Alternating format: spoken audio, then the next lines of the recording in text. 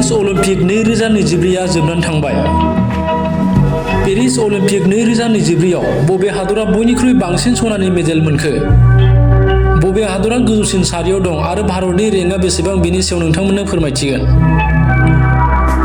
Paris Olympic 2024 आ थांनाय 22 जुलाइनिफ्राय जागायनानै 11 आगस्तखालि जोबनानै थांबाय, जेराव भारतआ मोनद' मेडेलखौल' देरहासारनो हादों। पेरिस अलिम्पिक 2024 आव मोननै हादरा समानै सनानि मेडेलखौ देरहासारनो हादों। बे हादरानो जादों आमेरिका आरो चीन हादर। आमेरिकाया 40 सना, 44 रुपा आरो 42 ब्रन्जनि मेडेल देरहासारनानै मेडेलनि फारिलाइयाव बयनिख्रुइबो गोजौसिन सेथि सारियाव जायगा आवग्रिनो हादों। गुबुन फारसेथिं चीनआ 40 सना, 22 रुपा आरो 24 ब्रन्जजों गासै 91 मेडेलजों नैथियाव जायगा आवग्रिनो हादों। भारतआ पेरिस अलिम्पिक 2024 आव 1 रुपा आरो 5 ब्रन्जनि मेडेलजों 71 थि सारियाव दङ।